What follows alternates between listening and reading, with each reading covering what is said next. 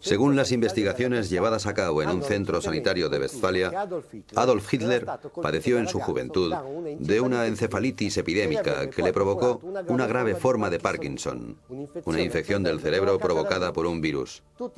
Todos los síntomas que posteriormente padecería el Führer lo demuestran: temblores, insomnio, vista débil, palidez excesiva de la piel, excesos de ira, impotencia sexual y otros desórdenes glandulares, punto culminante de la aparición del síndrome de Basedov, es decir, el agrandamiento de la tiroides, que se agravaron por la tuberculosis y su hábito al autoerotismo. Situar el comportamiento destructivo de Adolf Hitler en el ámbito de una enfermedad mental significaría absolverle de toda acción criminal y llegar a la conclusión de que él no es el responsable en cuanto víctima de su propia enfermedad. Significaría negar los procesos que se encuentran en la base de la toma de conciencia y de la responsabilidad individual.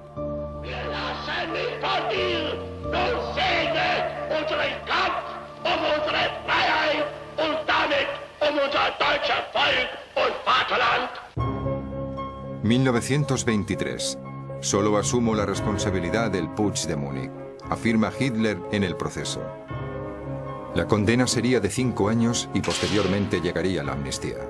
Para Hitler, la fortaleza de Landsberg, más que una prisión, es un hotel de buena categoría. Ventanas con barrotes pero grandes, puertas abiertas.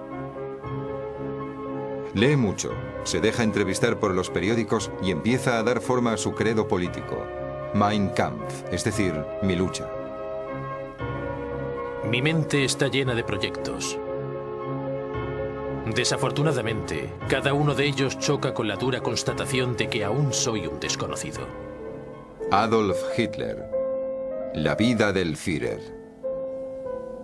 Un guía, un pueblo, una nación.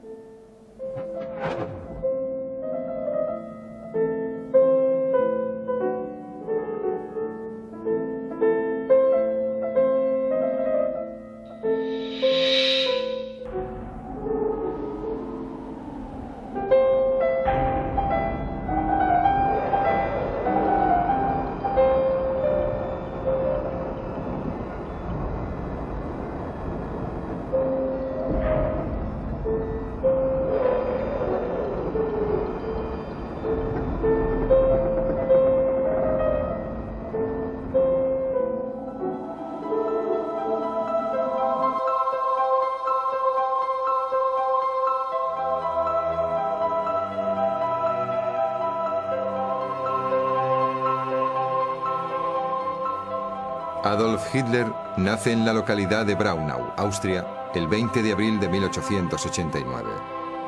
Su padre, Alois, es aduanero. Tiene más de 50 años, largos bigotes grises y sus ojos indagadores le dan un aspecto severo.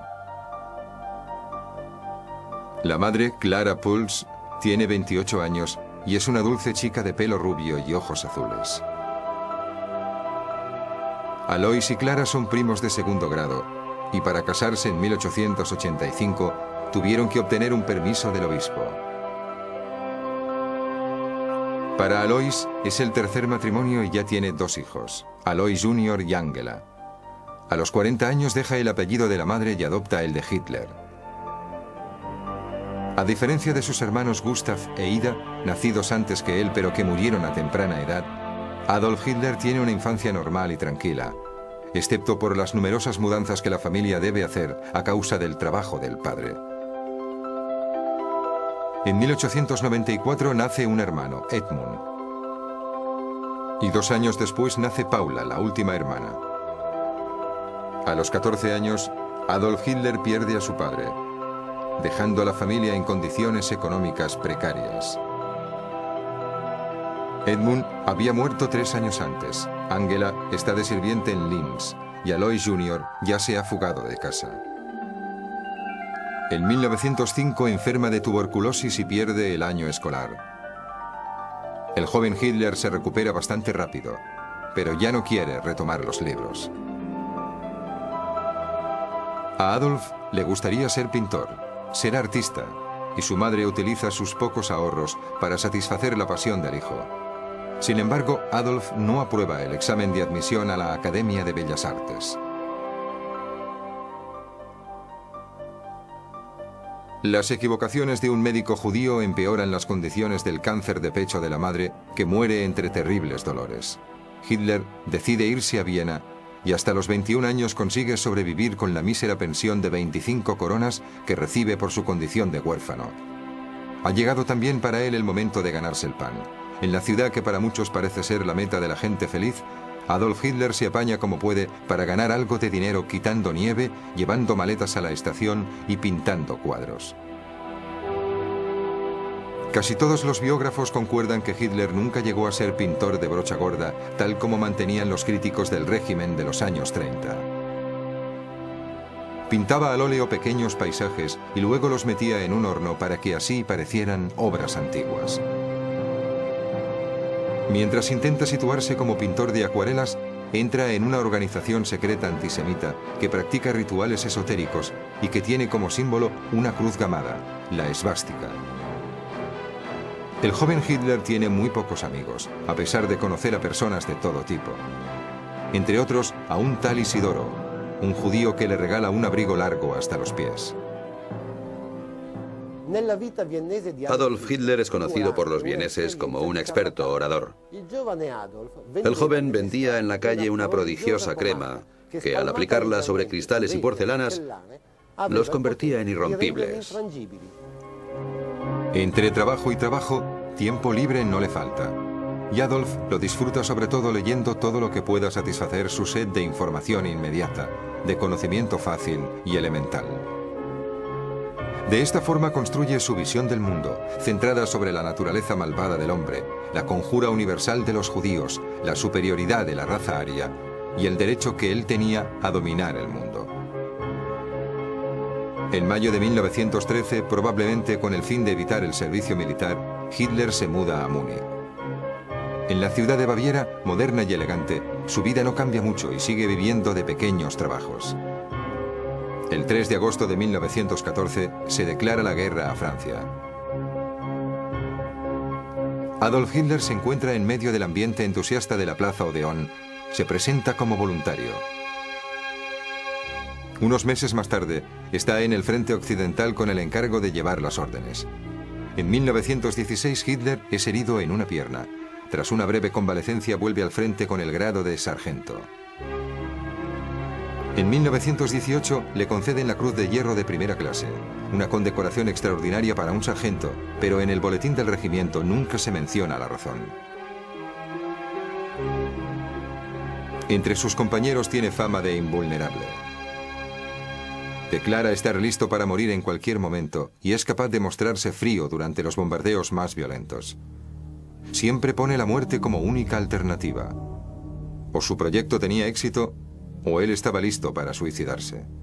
No existían opciones intermedias en su extremo desafío al mundo. Infierno más que guerra. En octubre de 1918, cegado por los gases, llegué al hospital de Pasewalk mientras la guerra estaba terminando. Todo había sido inútil. Inútiles los sacrificios, el hambre y la sed padecidos. Inútiles las horas transcurridas en la trinchera frente a la muerte para llevar a cabo nuestro deber. Adolf Hitler vuelve a su regimiento permanente en la Alta Baviera. Ha cruzado una Alemania caótica y desesperada, llena de miseria, miedo y la furia de la revolución. El 9 de noviembre de 1918, Guillermo II renuncia al trono y el ministro socialdemócrata Scheidemann proclama la República Alemana.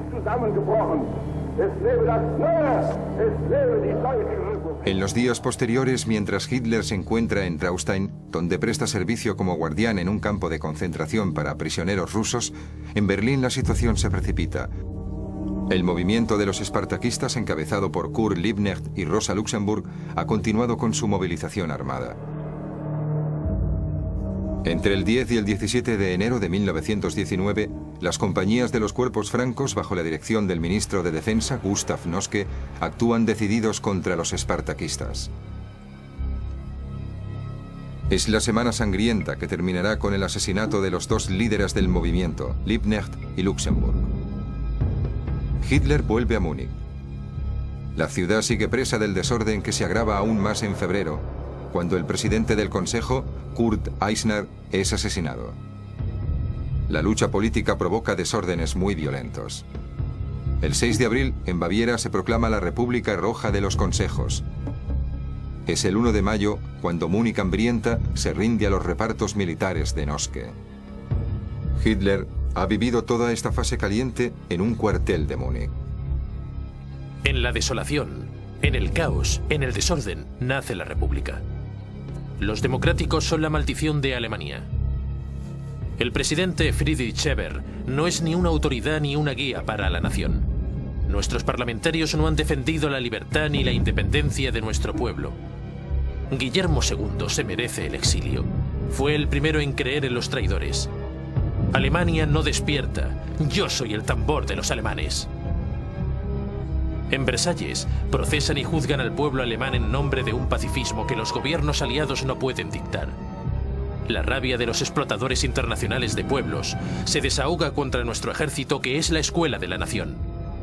El pacifismo es un ideal de pueblos inferiores. El tratado de paz impuesto a Alemania es un crimen. Reducirla a la miseria es favorecer al marxismo. Quitarle las armas significa forzar a que Alemania se convierta en una colonia. El tratado de paz, este instrumento de burla y humillación, se convertirá en el medio para excitar la pasión nacional. Mientras sigue la tensión por la firma del Tratado de Versalles, el sargento, ya en la treintena, sale al descubierto. Sigue un curso de instrucción política para soldados. En septiembre, Hitler recibe el encargo de indagar sobre un nuevo y pequeño grupo político, el Partido de los Trabajadores Alemanes. Exaltado por los nuevos valores que proclama, se adhiere al partido. Miembro del comité directivo encargado de la propaganda, en octubre consigue que acudan más de 100 personas al mitin de la Hofbräuhaus.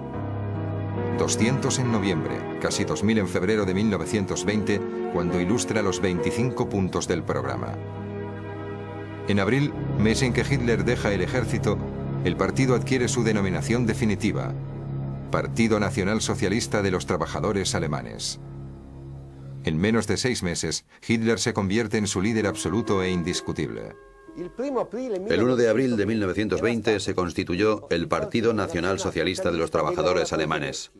Un partido con un uniforme, con símbolos propios y escuadras de acción llamadas Sección de Asalto. En 1922, la SA ya cuenta con 6.000 efectivos y al año siguiente con más de 15.000. Enero de 1923, las tropas francesas invaden el Ruhr como represalia, porque Alemania todavía no había pagado las reparaciones de guerra a Francia. Francia, con la ocupación del Ruhr, ha violado el Tratado de Versalles de forma clamorosa. Es una incursión gigantesca. Deseamos que hubiera llegado el momento de la respuesta. Nuestra sección de asalto ya era una organización militar de combate, pero los burgueses confiaban en los demócratas y solo se preocupaban de acaparar los puestos de gobierno. El nuevo canciller Stresemann es el producto de la democracia. Practica la renuncia a la política de resistencia pasiva, incapaz de devolver la esperanza a las empresas y a los desempleados. Yo pensaba en un golpe de Estado. El general Ludendorff estaba de mi lado, pero su gran prestigio no bastó para impedir la hostilidad del ejército. Era la noche del 8 de noviembre de 1923, cuando di el anuncio revolucionario. Hoy mismo, aquí en Múnich, será nominado un nuevo gobierno y constituido un ejército nacional alemán. Propongo que sea yo quien asuma la dirección política del gobierno nacional.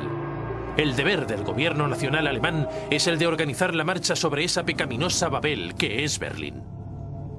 El ejército no me apoyó y la policía abortó el intento antes de que se produjera. A las 11 de la mañana del 9 de noviembre, el golpe de Estado había terminado. Habíamos fallado. Sin embargo, nuestra idea había suscitado miedo y entusiasmo. Mi defensa en el proceso fue un acto de propaganda para el movimiento. Me recluyeron en la cárcel de Landsberg. Esa noche, ese día, decidí combatir con medios legales. Yo creo que llegará la hora en que las masas que hoy llenan las calles con nuestras banderas con la cruz gamada se unirán con las que les disparan. Alemania tiene que rebasar todas sus fronteras y convertirse en la fuerza dominadora de Europa.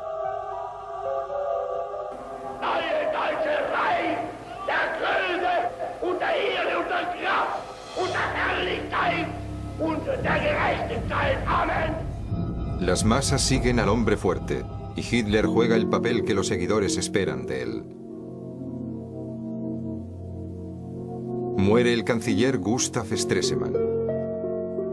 Hitler sale en libertad condicional por Nochebuena. Me hubiera gustado ser arquitecto. Los judíos de Viena me lo impidieron. Pero tuvieron mala suerte, porque ahora tienen que lidiar con un político. Ellos me recluyeron en Landsberg, pero ahora tienen un libro, Mein Kampf. El libro es un esbozo del futuro Estado alemán y de los medios con los que puede convertirse en el dueño del mundo. Se trata de una grotesca concepción del mundo y de la vida. Un amasijo ideológico compilado de forma neurótica y mentalmente inmadura. No es culpa vuestra que os metieran en la guerra. Desde entonces estáis sufriendo. La culpa es de la traición llevada a cabo en contra vuestra en 1918. Fuisteis demasiado honestos y pacientes. Alemania tiene que despertar, volver a encontrar su fuerza, volver a tomar en el mundo el lugar que le corresponde. Y para empezar, limpiemos Berlín de esta banda de malhechores que gobierna este país. Los encuentros eran la ocasión propicia para crear un clima de exaltación que Hitler aprovechaba para ejercer su poder de sugestión sobre las masas.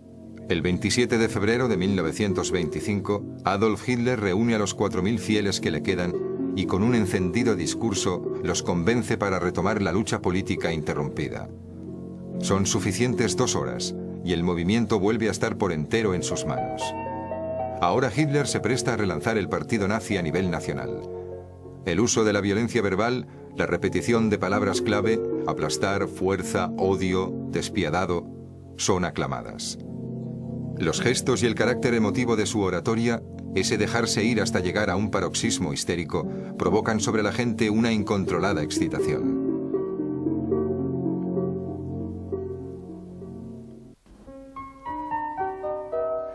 La crisis económica explota de repente en 1929.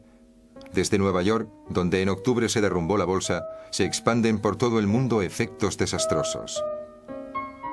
Golpea a Alemania con especial dureza. Su mantenimiento económico se debe sobre todo a los préstamos extranjeros, y con la interrupción de los mismos, las principales fuentes de inversión desaparecen deprisa.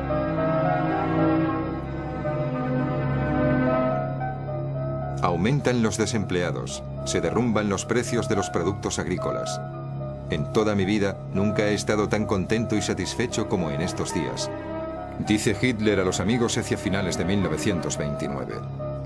Esta dura realidad ha obligado a millones de alemanes a abrir los ojos a fraudes inauditos, traiciones y mentiras de los marxistas, los auténticos embaucadores del pueblo.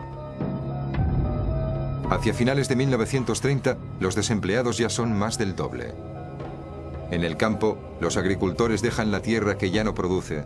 En las ciudades, los artesanos cierran o venden a bajo precio sus empresas. Es a estos operarios, agricultores, comerciantes y empresarios sin trabajo a los que se dirige la propaganda de los partidos populares. La propaganda nazi sigue los dictámenes teorizados por Hitler en Mein Kampf, pero también promete trabajo, exenciones fiscales, respeto de las religiones y de la propiedad privada.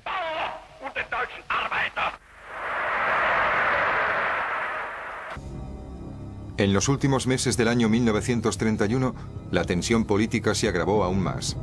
Hitler, que se ha asegurado el precioso apoyo de la gran industria renana, decide participar en la competición electoral para el cargo más alto del Reich. Hitler ataca en las principales ciudades con sus discursos. Sus palabras se escuchan en todas las plazas. Su carga de rencor no tiene freno. Pero ¿cómo se presenta el nazismo? La violencia para atemorizar a los adversarios, el tono democrático para captar a los decepcionados por la democracia. Halaga a los desempleados con un fácil porvenir, sugestiona a los indefensos con la promesa de orden. Entusiasma a los militares, alma de la nación. Exalta a todos los alemanes en la visión de la gran Alemania.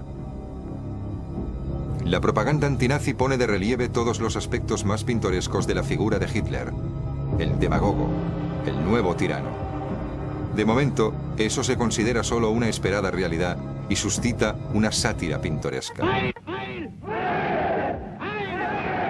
Hindenburg es reelegido presidente. Más de la mitad del pueblo alemán se ha mostrado a favor de la democracia y de la república, condenando de forma categórica cualquier extremismo de derecha y de izquierda. Los 2 millones de votos que gana el partido nazi no son suficientes para consolar a Hitler por la derrota que de repente interrumpe la cadena de éxitos. El anciano presidente todavía parece el árbitro de la situación, pero al día siguiente de su victoria se abre una crisis política que llevará al derrumbe definitivo de la democracia. El 29 de mayo de 1932, el canciller Brüning se ve obligado a dimitir. El general Kurt von Schleicher, portavoz del ejército, presiona sobre el presidente Hindenburg para que se nombre un canciller favorable a los nazis. La persona más adecuada parece ser Franz von Papen. Él también elude poder utilizar el movimiento nazi sin que éste le domine. En las elecciones de julio para el nuevo Parlamento, los nazis obtienen 230 escaños, convirtiéndose de esa manera en el partido más poderoso de Alemania. Hitler llama a la puerta de la Cancillería. Espera que le nombren canciller. La misma esperanza la comparte el pueblo cuando Hindenburg convoca a Hitler. Hitler no quiere participar en ninguna coalición. Von Papen será el canciller y usted está invitado a apoyarle. No apoyaré a ningún gobierno. No olvide sus promesas. Le recuerdo que me había asegurado que iba a participar en el gobierno. No, quiero todo el poder, no menos. Habéis ganado las elecciones, pero aún no tenéis una mayoría en el Parlamento. Todo el poder o nada. La tentativa por parte de Hindenburg era la de utilizar a Hitler para crear un gobierno más estable. Hitler, por su parte, quería el poder en sus manos para luego transformarlo en un instrumento nazi. Nunca Hitler había estado tan cerca de su objetivo. Von Papen es nombrado canciller, pero su gobierno dura poco. El Parlamento y el ejército lo obstaculizan hasta el punto de pedir su dimisión. El 2 de diciembre, el general von Schleicher es el nuevo canciller. La sucesión de cancilleres ya ha durado demasiado según los nazis. Hitler busca su revancha y un posible aliado que presione directamente a Hindenburg. Von Papen vuelve a ser el hombre adecuado y los nazis ya han llegado a un acuerdo con él para hacer caer al gobierno de von Schleicher y obtener el nombramiento de Hitler. Oskar Hindenburg, hijo del presidente y corrompido por Hitler, consigue convencer al viejo mariscal. El 30 de enero de 1933, Adolf Hitler es nombrado canciller.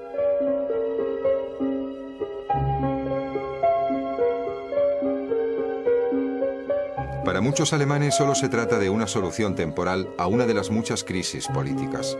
Creen que con Hitler habrá un gobierno estable. Este es el final de la joven República Alemana. Diejenigen Elemente von der Einflussnahme auf die Gestaltung des Lebens der Nation fernzuhalten, die bewusst und mit Absicht dieses Leben negieren. Finalmente, puede presentarse ante las masas de Berlín al lado del presidente. Es el dueño del Estado. El encuentro más esperado por Hitler es con el ejército. Una cita para la que lleva años preparándose. Los oficiales uniformados de ceremonia saludan al ex sargento.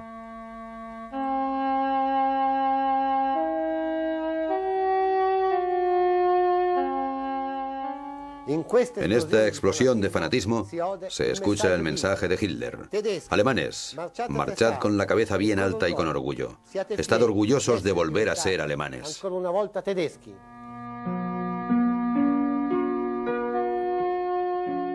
El primer acto del nuevo gobierno es disolver el Reichstag y recurrir a nuevas elecciones. La campaña electoral se desarrolla en un único sentido. El partido nazi ocupa prácticamente todo el poder. Todos los demás son sometidos a continuas amenazas e intimidaciones. El 27 de febrero de 1933 la violencia llega a su punto más alto. 3 matones nazis entran en el Parlamento y esparcen material inflamable. La sede del Reichstag es destruida. La propaganda se lanza sobre los comunistas, acusados de haber preparado un golpe de Estado. Arrestan a muchos antinazis.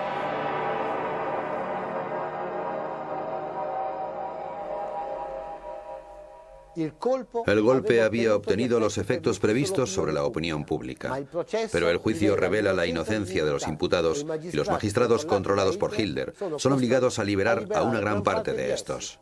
Las elecciones del 5 de marzo se desarrollan en un clima de aparente normalidad. Con el incendio del Reichstag, los nazis tenían el pretexto para obtener plenos poderes. El 28 de febrero suspenden los derechos fundamentales del ciudadano establecidos en la Constitución de la República. El Partido Comunista es declarado ilegal, pero los socialistas también son objeto de medidas policiales, y su prensa tiene que suspender cualquier publicación durante la campaña electoral.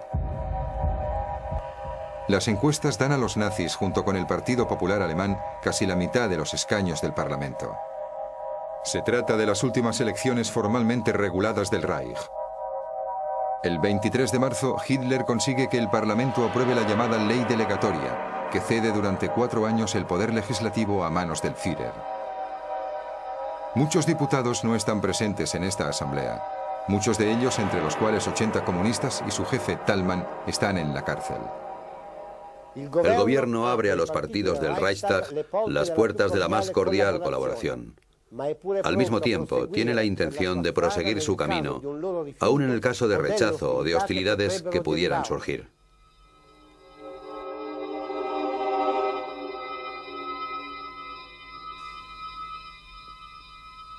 Hitler convoca al pueblo alemán a un referéndum. Solo hay un nombre en la papeleta. Solo existe la posibilidad de decir sí, solamente sí.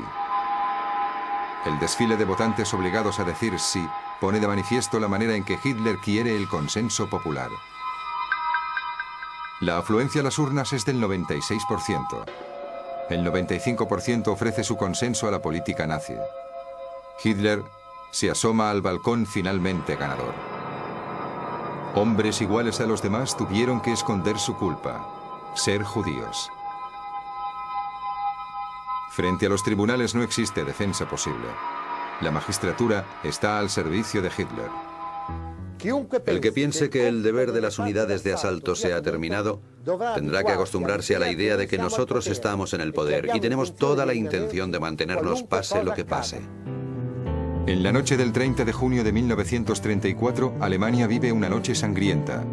Es la noche de los cuchillos largos. Los sicarios de Hitler han eliminado cualquier tipo de oposición.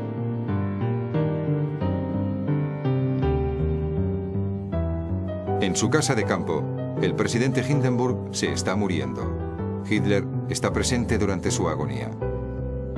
Una hora después de la muerte de Hindenburg, se anunció que los cargos de presidente y de canciller iban a ser ostentados por Hitler. Es la mañana del 2 de agosto de 1934. Oficiales y gregarios del ejército alemán prestan juramento de fidelidad a su nuevo comandante supremo.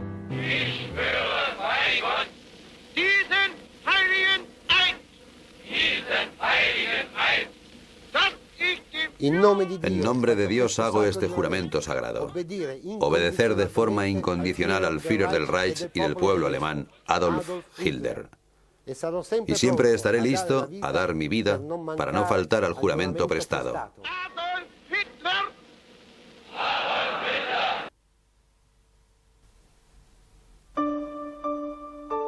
¿Tiene Adolf Hitler también origen judío?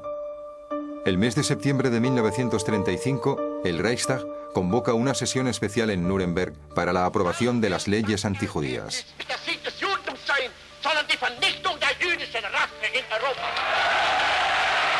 El judío para el nazismo es como el diablo para el cristianismo.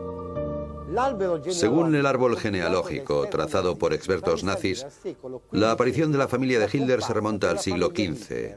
El nombre se transcribe según varias grafías: Hitler, Huedler, Hutler, Hitler. Y el raro y extraño apellido Hitler se encuentra con más frecuencia entre los judíos orientales que entre los alemanes. A principios de 1938, Adolf Hitler ordena recoger toda la documentación relacionada con su abuela, Maria Anna Schickel-Gruber. La señorita Schickel-Gruber, en el año 1830, trabaja en casa de una familia de judíos de nombre Frankenberger. Es violada por el hijo del rico judío donde ella presta servicios domésticos. De esa relación sexual nace Alois, el padre de Hitler. Hitler tiene por lo tanto abuelo judío. 2 meses después de la anexión de Austria, en mayo de 1938, Hitler ordena que la región de Waldviertel se use como campo de entrenamiento para el ejército. Las unidades militares cercan el pueblo abandonado de Dollersheim y entran con los carros de combate. Destruyen las casas y el cementerio es labrado con especial esmero. En este cementerio se encontraba la tumba de la abuela de Hitler. El comportamiento de Hitler hacia los judíos puede ser explicado psicológicamente. Como inexperto autodidacta, él proyecta sobre un chivo expiatorio el mal que lleva dentro de sí. Este chivo expiatorio se identifica en un pueblo, el que le parece más diferente al suyo. Agrupa en este odio a toda la comunidad que, en su opinión, está contaminada por el espíritu semita, la Iglesia romana, la masonería, el capitalismo internacional, el socialismo. Se me apareció delante un tipo con un largo caftán y rizos negros. ¿Este también es judío?, me pregunté de inmediato. Lo observé furtivamente pero con atención, y cuanto más estudiaba esa cara extranjera, más me preguntaba, ¿pero es también alemán? 9 de noviembre de 1938, la noche de los cristales. En Alemania empieza el exterminio de todos los opositores al nazismo y de los diferentes.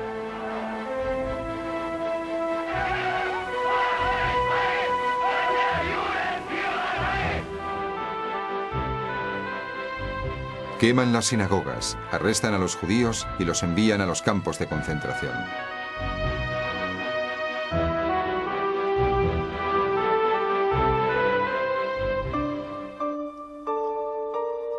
Hitler había establecido su residencia cerca de Berchtesgaden, en Obersalzberg. Al principio alquila la casa, más tarde, con el dinero de los derechos de autor de Mein Kampf, la compra. La casa, ahora llamada Berghof, es reformada según sus dibujos. Los días en Berghof son casi todos iguales. Hitler se levanta sobre las 11 y despacha con su secretario. Luego va a comer con una veintena de comensales. Los camareros son agentes de la SS. Después de la comida se reúnen en la sala de té, donde escuchan los monólogos de Hitler tomando el té con pastelitos hasta las 18 horas. 2 horas más tarde, la cena. Y después todo el mundo a la sala de estar. Aquí cada noche proyectan 2 películas. Y después se quedan hablando hasta el momento en que el Führer, ya muy tarde, decide retirarse. A Hitler solo le interesan sus deseos, sus pensamientos y sus esperanzas, y habla de ello ininterrumpidamente, excepto las veces que calla de golpe y se convierte en un solitario introvertido. Eva Braun, como de costumbre, llega al Berghof en un pequeño Mercedes blanco. Es una chica simple y poco llamativa. No muy hermosa, pero sí joven y bonita. Hitler la ha conocido en 1929 en el estudio del fotógrafo Hoffmann, donde Eva había visto a Hitler trabajando sobre su propia imagen.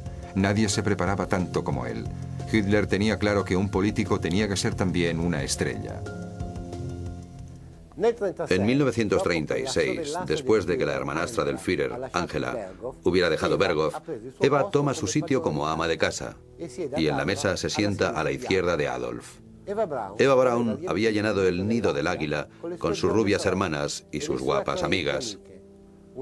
Una corte tranquila donde un ambiente de despreocupado erotismo escondía la costumbre de ritos sexuales. Eva Braun también había intentado suicidarse, como todas las mujeres con las que Hitler había tenido relaciones. A pesar de esto, el clan Braun tiene un objetivo bien definido: conseguir que Eva se convierta en la mujer del Führer. En apariencia, Adolf parece un tipo controlado y amable, pero su verdadera naturaleza es violenta y agresiva. A pesar de sus pasiones primarias, intenta pasar por un caballero bien educado y conciliador. Sin embargo, posee formas violentas, inesperadas, agresivas y autoritarias que intimidan a sus interlocutores. Toma pastillas continuamente, sobre todo de eucalipto. Es un maniático de los medicamentos, excitantes, somníferos, antigripales y vitaminas. El mito de Hitler consagrado a grandiosos ambientes wagnerianos se pierde en la vida privada de su séquito, donde aparece un ambiente de poca monta, insulso y árido.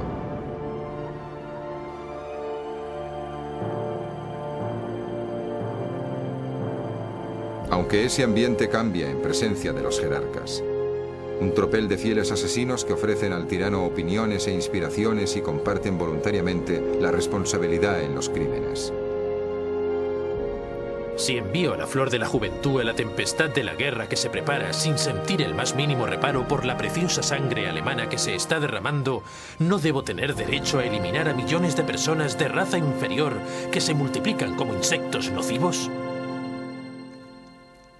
Hitler concebía el mundo como un lugar lleno de insidias, donde él dominaba por la fuerza y la violencia. Amaba el arcano y la utopía de un hombre dotado de poderes paranormales. Creía haber nacido para llevar a cabo una misión y temía que un criminal cualquiera pudiera matarle impidiéndole conseguir su objetivo. Nunca los eventos humanos habían dado a luz a un ser tan ignorante y a la vez tan irresistible como jefe de masas. Un inseguro capaz de aparecer como el genio de su época. La guerra es la cosa más natural que existe. La guerra es vida. La guerra es condición. Hitler reúne a sus generales y esboza el plan ofensivo. 1938. Austria se incorpora al Reich alemán. Más tarde, la anexión de una parte de Checoslovaquia.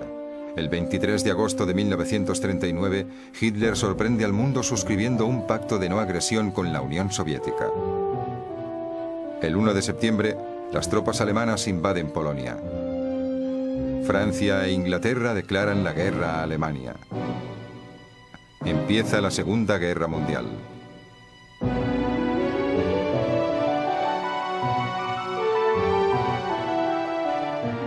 La política es un permanente estado de guerra. La guerra constituye el objetivo final de la política. Y la política consiste en asegurar el espacio vital necesario para el pueblo. Y se puede conquistar y conservar solo mediante la lucha. En 3 semanas, la Wehrmacht desbarata Polonia. En 2 meses invade Noruega, Dinamarca, Holanda, Bélgica, Luxemburgo y Francia, que en junio de 1940 firma el armisticio. Hitler colecciona una victoria tras otra. Está en el cenit de su carrera. El único obstáculo que se interpone a su victoria total en Occidente es la invicta Inglaterra. Inglaterra es una pesadilla para Hitler. Gracias a su estrecha red de relaciones internacionales, ya recibía apoyos cada vez más importantes de otras potencias. Y Hitler, mediante una jugada difícil de explicar, ataca a la Unión Soviética y regala a Inglaterra la fuerza de un nuevo aliado. El pacto de no agresión firmado 2 años antes entre Alemania y Rusia ya no tiene valor para Hitler. Tiene que ser una lucha de destrucción. Los generales tienen que autoimponerse el sacrificio de sus escrúpulos. El 22 de junio de 1941, sin previa declaración de guerra, Alemania envía sus tropas contra la Unión Soviética. Se trata de la Operación Barbarroja. Hitler estaba convencido de que la campaña militar duraría solo unas semanas y que terminaría con la conquista de un enorme territorio en Oriente. Cree que Inglaterra se doblegará, que Estados Unidos callará y que el mundo lo exaltaría.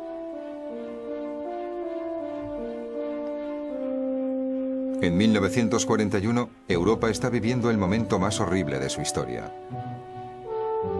Los alemanes llegan a las puertas de Moscú, pero de repente llega el invierno ruso y la situación de la Wehrmacht se hace trágica.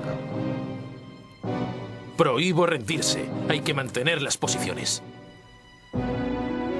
2 de febrero de 1943, se derrumba lo que queda del 6º ejército alemán en Rusia. Hitler, frustrado por las derrotas, toma cada vez más medicamentos. Ya no puede soportar las luces fuertes y tiene problemas de equilibrio. Más tarde, llegan los dolores de cabeza, la ictericia y el dolor de muelas. Después de la derrota de Stalingrado, su mente está regida por imágenes de derrumbe, escenográficas y apocalípticas a la vez. Sus discursos se convierten en monólogos y su audiencia está obligada a mantenerse despierta hasta la madrugada a causa del empeoramiento del insomnio del jefe. Ya solo consigue entender las relaciones humanas en clave jerárquica. Su nivel de vida se hace cada vez más modesto. Solo las medicinas y las drogas le permiten gestionar los deberes aplastantes que le corresponden y su estrategia ya solo se reduce a un par de palabras: resistencia a ultranza. Hitler, bajo la influencia de un delirante odio ideológico, sigue impertérrito su obra de genocidio. Los trenes para ganado de la SS transportan el cargamento humano con destino a los campos de exterminio. De los 6 millones de judíos no quedará huella. Hitler rechaza toda oferta de negociación, incluso la proposición de Moscú de restablecer los confines entre Rusia y Alemania tal y como eran 2 años antes. En la mente del Führer ya no queda alternativa entre la victoria y el derrumbe total. 1944. Los aliados están cerca. Hitler está obligado a defenderse en todos los frentes.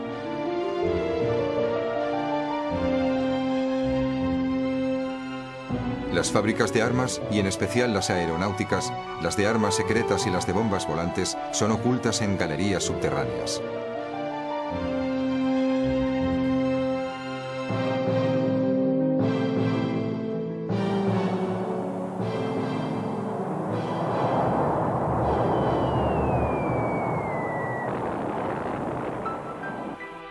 Allí trabajan en condiciones lamentables prisioneros sacados de los campos y judíos destinados al exterminio.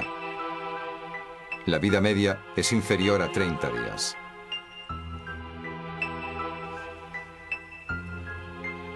Cuando los rusos entran en territorio alemán, Hitler padece un ataque al corazón, y desde ese momento es un sinfín de sudores, vértigo, siendo cada vez más visible el temblor de sus manos. El 20 de julio de 1944 se salva milagrosamente de un atentado perpetrado por algunos oficiales del Estado Mayor.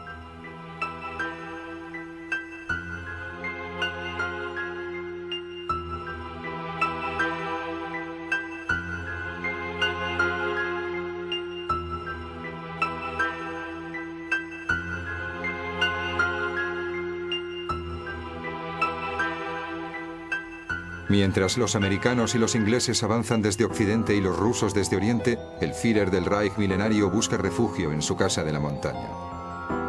Las secretarias han adoptado máquinas especiales que pueden escribir para él caracteres 3 veces más grandes de lo normal. No obstante eso, para poder leer, Hitler necesita una lupa grande. Padece un rápido proceso de envejecimiento. Se está convirtiendo en un desecho humano atiborrado de dulces, pero sus órdenes destructoras son llevadas a cabo con diligencia.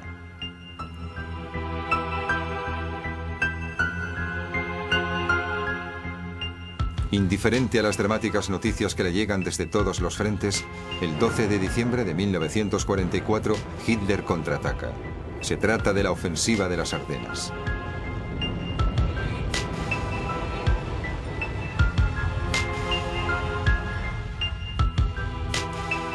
En el Berghof, Hitler ordena quemar todos los documentos. Yo soy el Führer, y no he nacido solo para defender mi corte en la montaña. El 16 de enero de 1945, Hitler busca refugio en el búnker construido en la Cancillería del Reich de Berlín. Se trata de un cubo de cemento a 12 metros de profundidad. Allí vivirá el Führer durante los últimos meses de la guerra y de la resistencia. Y allí se cumplirá la catástrofe y la derrota total del Tercer Reich. El búnker está dividido en 2 niveles. La planta superior con un estrecho pasillo sobre el que dan las habitaciones del personal de servicio. El mobiliario es básico. La iluminación se desprende solo de bombillas que hacen que el ambiente parezca fantasmal. El olor a orina es fuerte y la humedad sofocante. Bajando una escalera de caracol se llega al verdadero refugio de Hitler. También la habitación del Führer está amueblada de forma modesta. El 20 de abril de 1945, Berlín se encuentra bajo el enésimo ataque. El aire está lleno del humo de los incendios. Hitler, en el jardín detrás de la Cancillería, condecora a los extenuados soldados de ese ejército que había dominado Europa.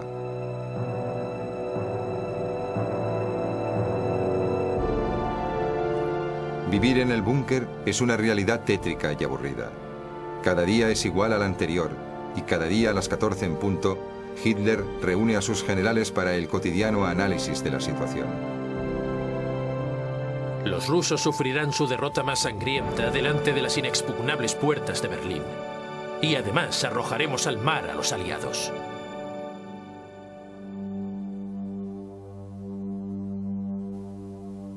La inclinación a buscar señales y esperanzas más allá de lo racional crece con la sucesión de los eventos.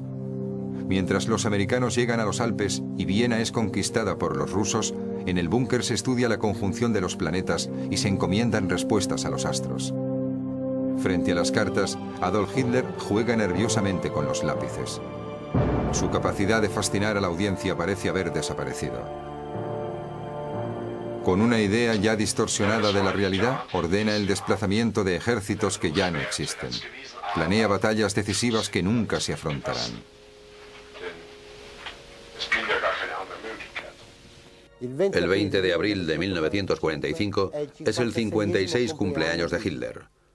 Al búnker también ha llegado Eva Braun. Los jefes de las Fuerzas Armadas y del partido nazi rinden homenaje a su comandante supremo. Las botas brillan y las condecoraciones también, aunque todos los asistentes tienen el rostro trastornado. 22 de abril. Las vanguardias del Ejército Rojo están en Berlín. Hitler desahoga su furor sobre el Estado Mayor. Entonces todo ha cambiado. La guerra está perdida. Pero si ustedes piensan que dejaré Berlín, se equivocan. Antes me pego un tiro en la cabeza. Sois todos unos traidores, unos perros traidores. El fuego de la artillería rusa hace temblar su refugio. Poco a poco, todos empiezan a delirar. Los licores corren como ríos. Para saber hasta dónde ha llegado el enemigo, se llama por teléfono a diferentes puntos de la ciudad, para escuchar si quien contesta habla alemán o ruso. 25 de abril. Los ingenieros del Ejército Rojo cortan el último cable de teléfono subterráneo. Ahora el Führer está totalmente aislado. Tenso y preocupado, Hitler se mueve por el búnker. No habla con nadie. Mira fijamente a los militares que pasan cerca de él, ausente. 28 de abril. Hitler ordena que preparen la sala de conferencias para una ceremonia. Los asistentes localizan en medio de la batalla a un concejal del Ayuntamiento de Berlín. Es poco más de medianoche. Adolf Hitler y Eva Braun declaran ser de pura raza aria y no tener enfermedades hereditarias. La boda se celebra mediante el ritual más corto. 30 de abril de 1945, las tropas soviéticas se encuentran a 200 metros de la Cancillería. El Führer se muestra indiferente, ya ha decidido. Él y Eva Braun no caerán en manos del enemigo con vida. Al final de mi vida terrenal, he decidido casarme con esta mujer, que después de largos años de fiel amistad, ha llegado a compartir mi destino. Según sus deseos, me seguirá hasta la muerte en calidad de esposa. Por propia voluntad, queremos dejar de existir en el lugar donde he llevado a cabo gran parte de mi trabajo diario.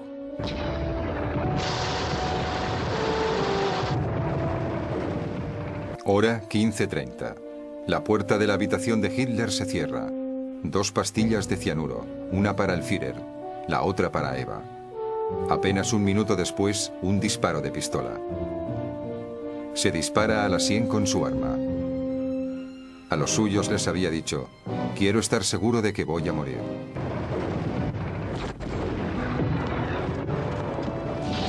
A las 17 horas, 2 SS trasladan fuera del búnker los cadáveres que son depositados en un cráter abierto por un proyectil de mortero. Rociados con gasolina y después quemados.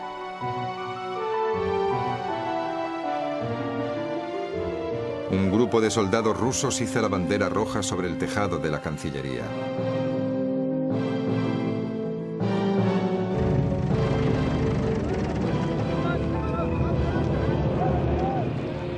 Lo que Hitler había ordenado había supuesto la desgracia más grande de toda la historia de la humanidad.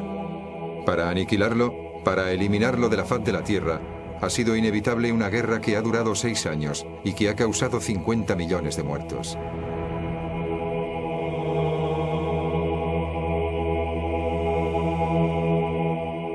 Hitler ha muerto. Fuera del búnker, los rusos recomponen el cuerpo de entre los escombros y enseñan al mundo su trofeo, pero saltan las dudas. Se habla de un doble, de impotencia. Una leyenda cuenta que Hitler, cuando era niño, había perdido un testículo a causa de la mordida de un cabrito. 8 de mayo de 1945 se efectúan las autopsias de los 2 cadáveres. El examen necrológico establece lo siguiente. Varón, entre 50 y 60 años. Tamaño, 1,65 m. Muerte por envenenamiento de cianuro. Falta parte del cráneo. Detectado solo el testículo derecho. Cadáver extremadamente carbonizado y muy dañado. Hembra, de entre 30 y 40 años. 1,50 m. Muerte por envenenamiento de cianuro. Cadáver extremadamente carbonizado y muy dañado. Un año más tarde, en el jardín de la Cancillería se encuentran los restos del cráneo de un hombre. En uno de los fragmentos es visible el orificio causado por una bala. Sin embargo, la muerte de Hitler sigue siendo un acontecimiento misterioso. Está escondido en un convento en España, o en Sudamérica, o en un castillo en alguna isla, o en Japón. Continuamente se hablaba de nuevos posibles escondites secretos de Hitler. Sin embargo, todo eran invenciones. Mentiras. La leyenda de Hitler vuelve en 1967 con la noticia sobre una sociedad de autoexiliados en Angola, en medio de la jungla. Según esa leyenda, Hitler formaría parte de la comunidad y moriría en septiembre de 1964, a los 75 años. El fracaso de sus hazañas no hace de Hitler un tonto. De la misma forma que la magnitud de sus gestas no hacen de él un gran hombre. Su responsabilidad individual y criminal es total. Era consciente, sano de mente, totalmente convencido de sus ideas y decidido a aplicarlas. El monstruo estuvo a punto de gobernar el mundo. Sin embargo, lo han devuelto a las tinieblas.